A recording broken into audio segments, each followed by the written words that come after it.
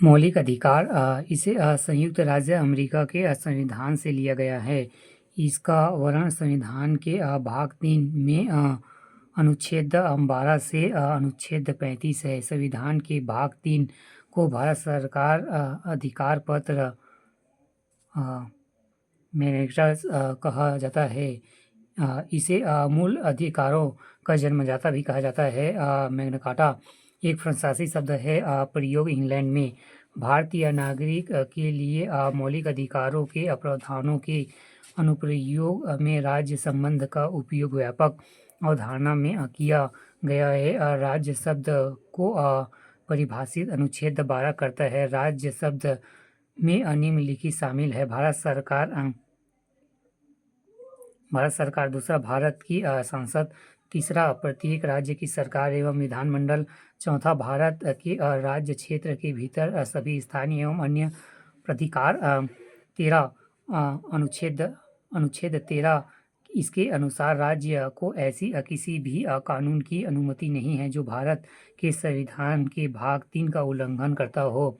अनुच्छेद 13 के तहत कानून शब्द में संविधान के अनुच्छेद 368 के माध्यम से संसद द्वारा किए गए असंवैधानिक संशोधन शामिल नहीं हैं। मौलिक अधिकारों में संशोधन हो सकता है एवं राष्ट्रीय आपात के दौरान अनुच्छेद 352 जीवन एवं व्यक्तिगत स्वतंत्रता के अधिकार को छोड़कर अन्य मौलिक अधिकारों को स्थगित किया जा सकता है। ये असीमित नहीं है लेकिन वाद योग्य होते हैं।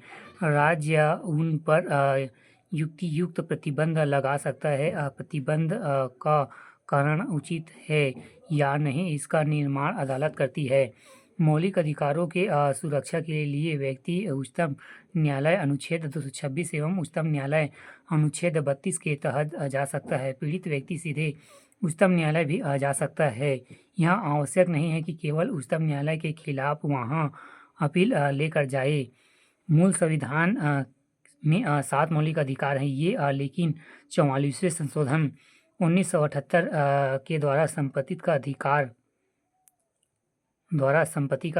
अनुच्छेद 31 से व 19(1)(f) को मौलिक अधिकारों की सूची से हटाकर इसे संविधान के भाग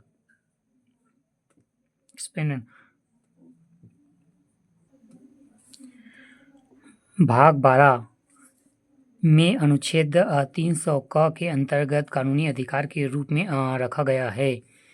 मूल संविधान के 7 मौलिक अधिकार थे, लेकिन 44वें संशोधन 1978 के द्वारा संपत्ति का अधिकार अनुच्छेद 31 व 19(1)(a) को मौलिक अधिकार की सूची से हटाकर इसे संविधान के भाग 12 में अनुच्छेद 300 क के अंतर्गत कानूनी अधिकार के रूप में रखा गया है।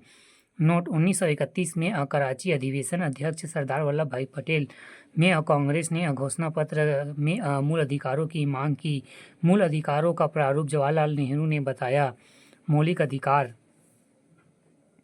पहला, समानता का अधिकार अनुच्छेद 14 से 18, दूसरा, स्वतंत्रता का अधिकार अनुच्छेद 19 से 22, तीसरा, शोषण के विरुद्ध अधिकार 22 से 24, चौथा, धार्मिक स्वतंत्रता का अधिकार अनुच्छेद 25 से 28, 5, संस्कृति और शिक्षा संबंधित अधिकार अनुच्छेद 29 से 30, छठवां, संवैधानिक उपचारों का अधिकार अनुच्छेद 32।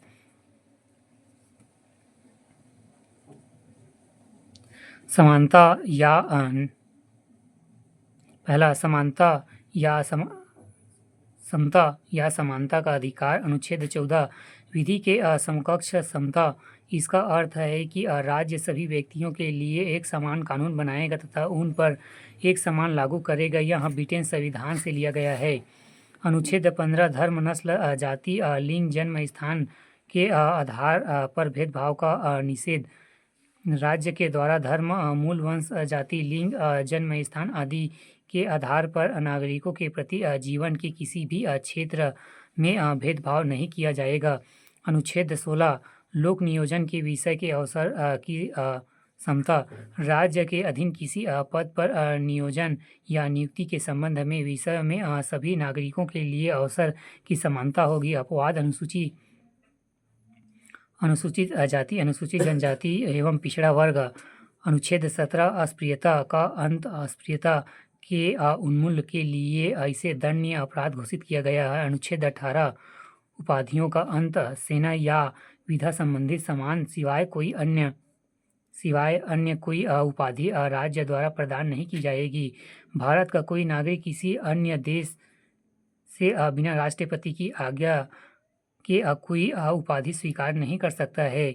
नोट: भारत सरकार द्वारा भारत रत्न, पद्म विभूषण, पद्म भूषण, पद्मश्री एवं सेना द्वारा परमवीर चक्र, महावीर चक्र, वीर चक्र आदि पुरस्कार अनुच्छेद 18 के तहत ही दिए जाते हैं।